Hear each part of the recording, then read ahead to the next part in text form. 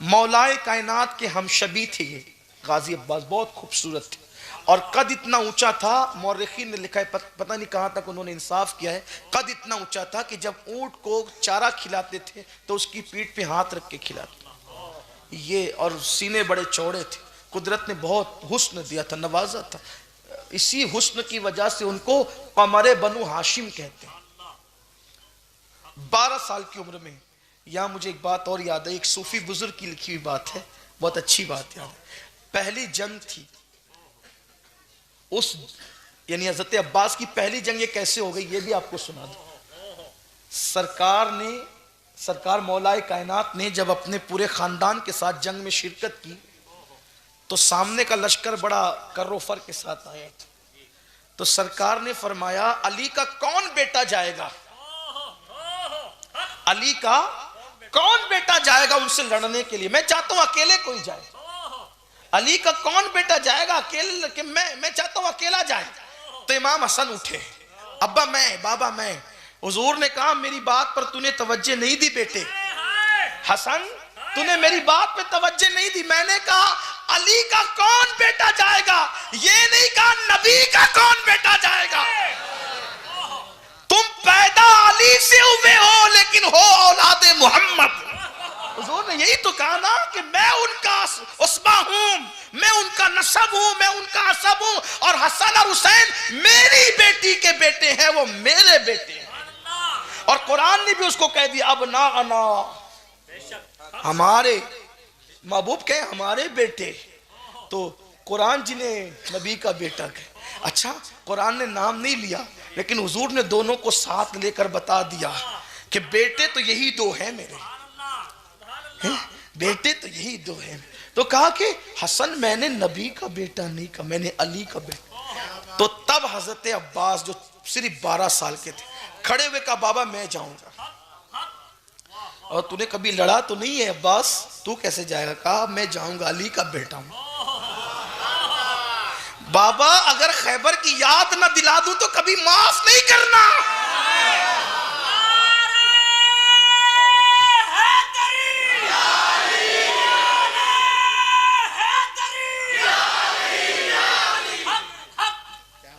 मुझे यहां एक बात और याद आ गई लुगत की। नबी के घर में जो नाम है ना, नाम क्या है? जाफर, अब्बास,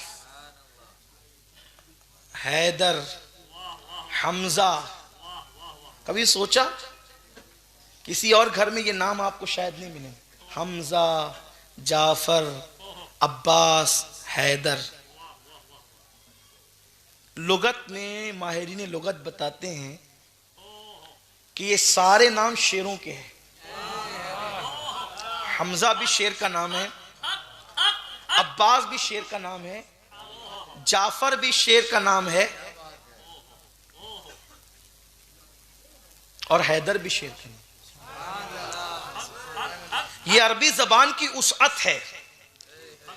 और जबानों का हाल ये है कि कई चीजों के एक नाम होते हैं, और अरबी जबान की उसअत का हाल ये है कि एक चीज के कई नाम होते हैं। ये अरबी की फसाहत है, ये अरबी जबान की उसअत है, इसलिए कि सारी जबानें मिला जुला कर बनी है और अरबी जबान आसमान से उतरी है। ये अरबी जबान की खुसूसियत है। तो कहा जाता है कि शेर जब गार में सुस्ताने के लिए बैठता है तो शेर को जाफर कह देते हैं, ठीक।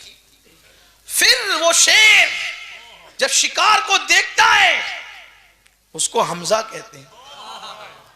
फिर जब वो गुर्राता है उसको अब्बास कहते हैं, और जब हमला करता है शिकार पे तो उसको हैदर कहते हैं। इसीलिए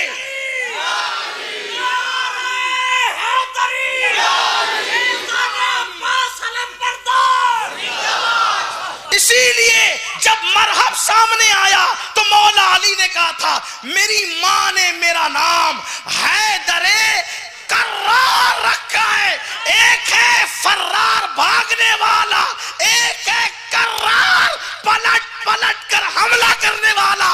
तो मेरी मां ने सिर्फ हैदर नहीं हैदरे कर्रार रखा है। یعنی شکار پہ پلٹ پلٹ پلٹ پلٹ پلٹ پلٹ کر حملہ کرنے والا. اسی لیے تو علی کا نام اب بھی آتا ہے تو لوگوں کو, کچھ لوگوں کو برداشت نہیں ہوتا, کیونکہ علی نے اتنے حملے کیے ہیں کہ آج تک اس کا درد ہو رہا ہے.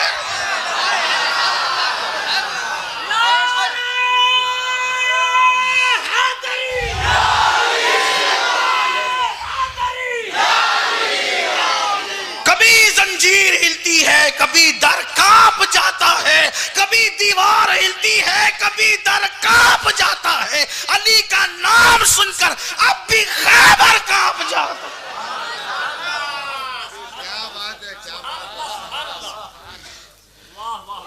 کہا ابا جی میں جاؤں گا. عباس 12 سال کا اور ہزاروں کا لشکر ہے سامنے. ابا میں جاؤں گا. کہا کہ تو نے کبھی لڑی نہیں ہے بیٹے جان. اچھا یہ بھی بتاؤں آپ کو, یہ جو عباس ہے نا, غازی عباس, مولا عباس, آج ایک نشست تھی کچھ بزرگوں کے ساتھ میں, تو میں نے بتایا کہ جس سلسلے سے ہم لوگ وابستہ ہیں, مہاراجہ مطہرہ کا وہ جہاں خاندان مورث اعلیٰ بلگرام شریف, ہندوستان میں وہی خانقاہ ہے, اور وہاں کے جو بزرگ جو پہلے تشریف لائے تھے, میر دعوت الصغریٰ بلگرامی رحمت اللہ علیہ, وہ خواجہ قطب الدین بختیار کاکی کے خلیفہ ہیں, مرید ہیں. ان کی خانقاہ میں اب بھی حضرت عباس غازی کا علم کا اصل ٹکڑا ابھی بھی موجود ہے. مجھے وہاں کے ایک بزرگ ہیں, انہوں نے بتایا, وہاں خاندان کے ایک بزرگ ہیں, انہوں نے بتایا, میں نے انہی سے سنا کہ غازی عباس کے علم کا ٹکڑا اب بھی, اور اس علم کی خصوصیت اب بھی یہ ہے کہ اس علم, وہ جب وہ غازی عباس پاک کے علم کو نکالا جاتا ہے تو اس وقت تو بندہ جو مراد مانگے, سال پورا ہونے سے پہلے اس کی مراد پوری ہوتی ہے. حضرت یار جس کے ہاتھ کے علم کی برکت کا یہ حال ہے, اس غازی عباس کی برکتوں کا حال ہے. تو غازی عباس کا ذکر ہو رہا ہے, جو مرادیں مانگنا ہے مانگ لیجیے. باب الحوائج کا ذکر ہو رہا ہے, قمر بنو ہاشم کا ذکر ہو رہا ہے, دل میں مرادیں لے کر کے سنے. غازی عباس کا ذکر ہے. یہ پیدا ہوئے تھے سیدہ فاطمہ کی دعا سے, ان کی ولادت سیدہ فاطمہ کی دعا سے ہوئی. غازی عباس کی ولادت پتہ ہے کیسے؟ بات سے بات نکلتی جا رہی, لیکن سن لیں آپ. جب سیدہ فاطمہ الزہرا کا آخری وقت تھا دنیا سے جانے کا, بڑے دردناک لمحات ہے وہ جب ہم اس کو یاد کرتے ہیں. دادا باپو سرکار بیٹھے ہوئے, میں ان کی برکتیں لے کر یہ لمحات بھی پڑھ دینا چاہتا ہوں. شاید میرے جملے اس قابل تو نہیں ہے کہ بی بی کی بارگاہ میں قبول ہو, لیکن شاید ان کی وجہ سے, شاید نہیں بلکہ یقیناً ان کی اور ان سادات کی وجہ سے یہ جملے قبول ہو جائیں, میری بھی بگڑی بن جائے. چاہتا کچھ نہیں ہوں, بس اتنا چاہتا ہوں کہ وہ اپنی قبر انور سے اس وقت مسکرا کر دیکھ لیں, بس اور کچھ نہیں چاہیے. ان کے دیے سے سب کچھ ہے, سب دیا قدرت. مشفق و مہربان ماں باپ دیے, وفادار اولاد دی, احباب دیے, محبت کرنے والے لوگ, قدرت نے سب دیا الحمدللہ انہی کی عطا سے.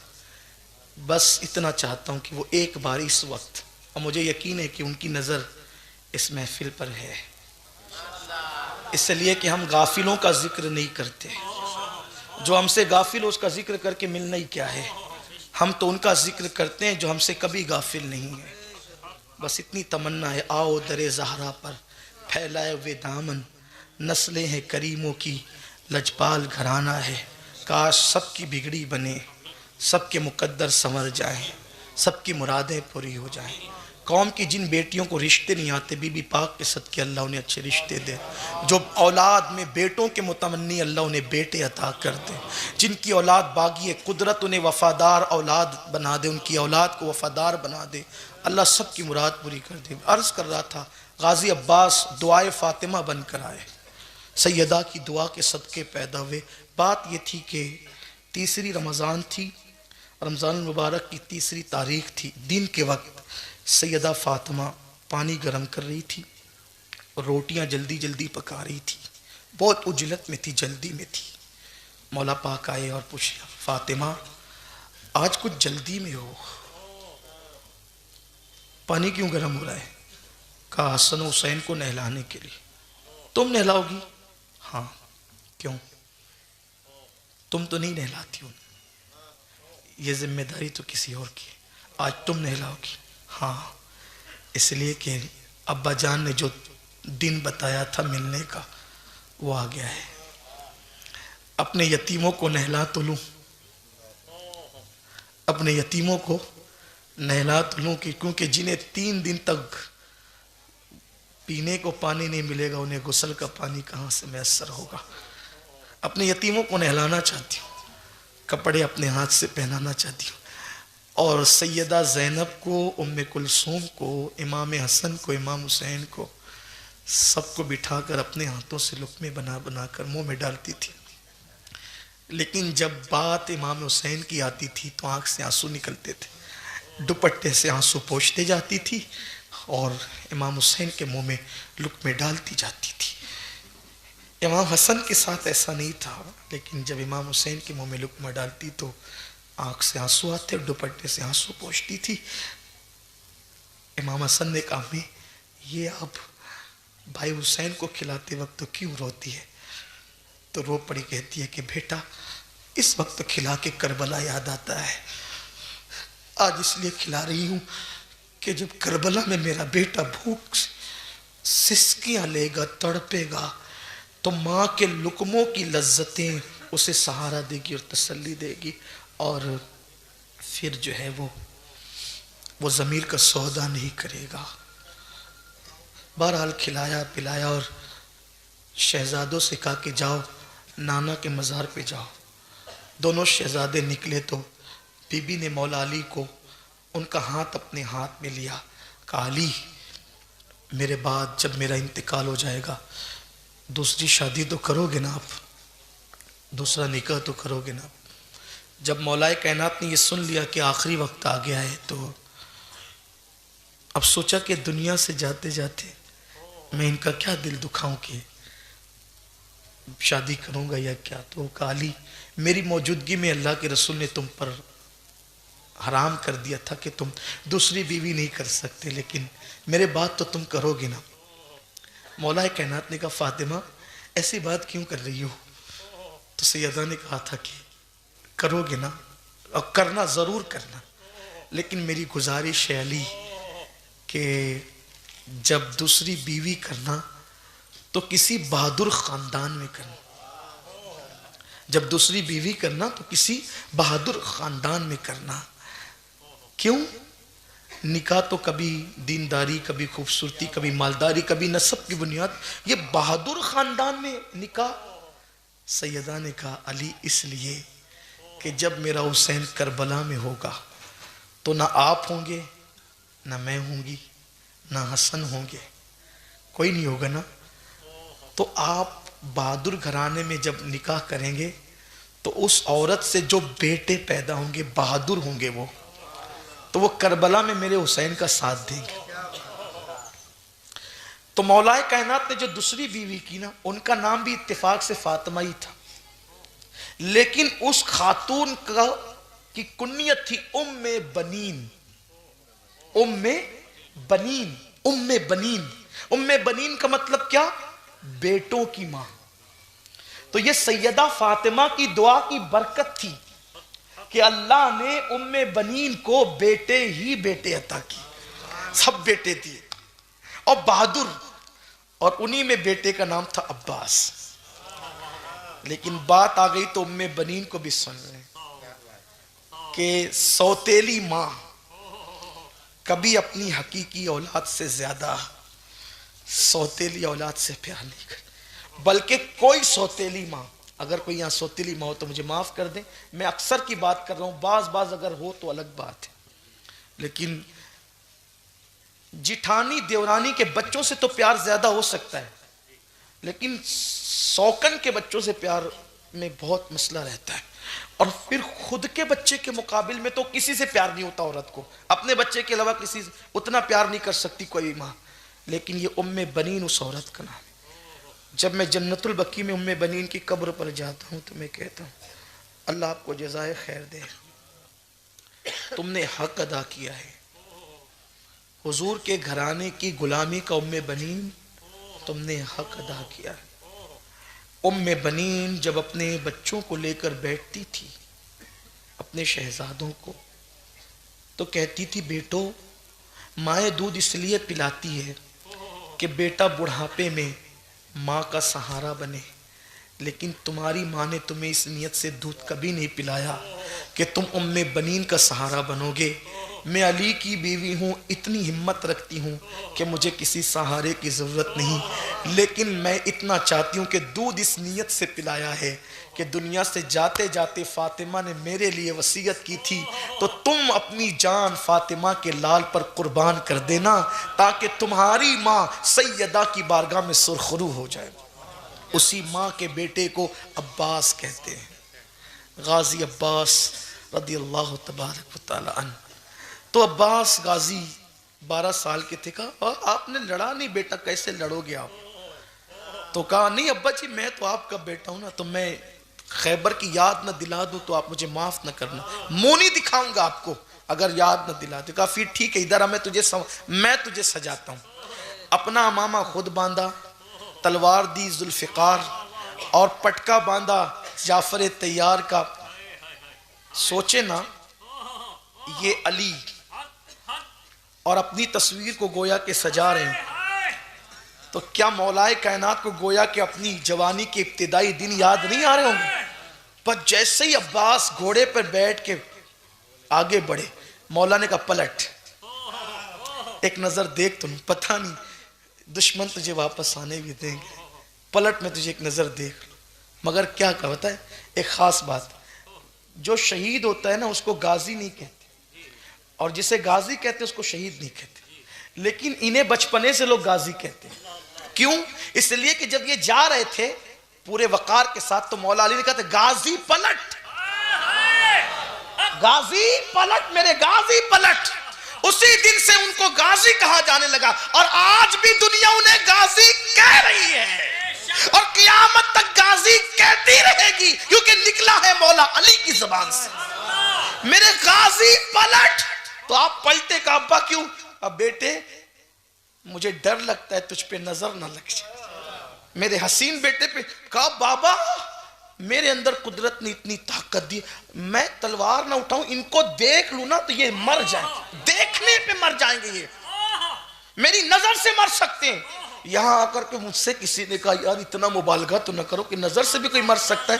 میں نے کہا میرے عزیز، تجھے بخاری کی وہ حدیث یاد نہ رہی کہ میرے آقا نے فرمایا جب بندہ نوافل کی کثرت کرتا ہے تو میں اس کے ہاتھ بن جاتا ہوں، اس کی آنکھ بن جاتا ہوں، اس کے زبان بن جاتا ہوں۔ ارے اگر قہر کی نظر سے عبد القادر جیلانی دیکھ لے تو بندہ مر سکتا ہے، یہ تو دادا ہے عبد القادر جیلانی، اگر ان کی آنکھوں میں اتنی تاثیر ہے تو بات کیا ہے ان کی۔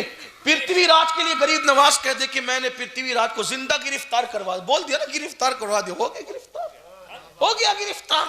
تو وہاں تو زبان کی بات ہے، آنکھ کی بات ہے۔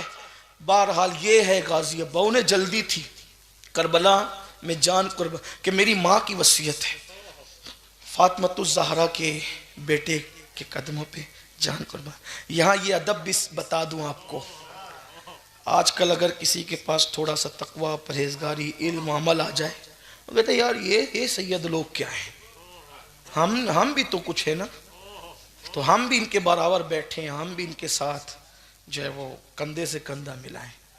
ادب سیکھنا ہے تو عباس غازی سے سیکھو، علی ہی کی اولاد ہے، لیکن کبھی امام حسین کو بھائی نہیں کہا، ہاں علی ہی کی اولاد ہے، اولاد علی ہے، لیکن کبھی بھائی نہیں کہا۔ امام حسین کہتے تم بھائی کیوں نہیں کہتے ہو؟ کہا مولا میرا باپ علی ہے اور آپ کا باپ بھی، لیکن میری ماں کنیز ہے اور آپ کی ماں نبی کی بیٹی ہے۔ کنیز کا بیٹا آقا کی، آقا زادی کی اولاد کو بھائی کیسے کہے؟ یہ تھا ادب، ادب والوں کو یہ مرتبہ ہے۔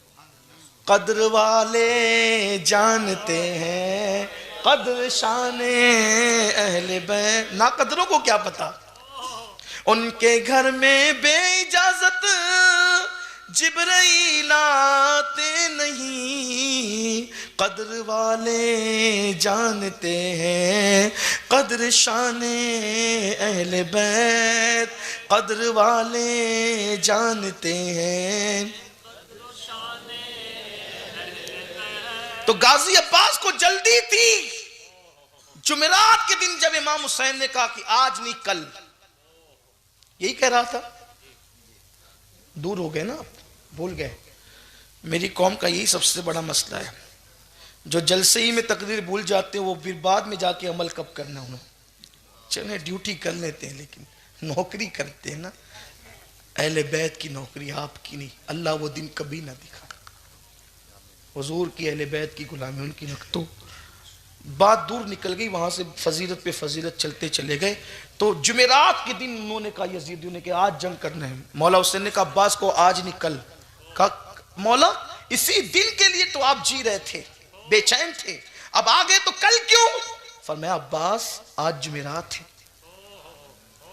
کل جمعہ ہے، اور آج آنے والی شب شب جمعہ بھی ہے، شب عاشور بھی ہے۔ تو ہم یہ چاہتے ہیں کہ زندگی کی آخری رات دل کھول کے سجدہ کر لیں، دل کھول کے اللہ کی محبت میں رو لیں، دل کھول کے تلاوت کر لیں، کیونکہ زندگی کی آخری رات ہے۔ کثرت سے عبادت، جانا تو آج بھی ہے، جانا تو کل بھی ہے، لیکن زندگی کی آخری رات عباس ہم عبادت میں گزارنا چاہتے ہیں۔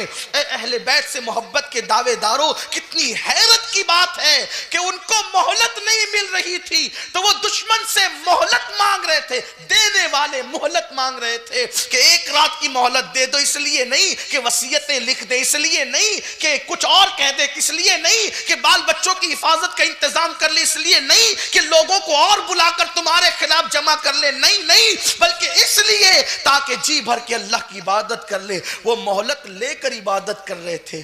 یہاں قدرت نے مہلت دی ہے مگر عبادت کا ٹائم نہیں، عبادت کا وقت نہیں۔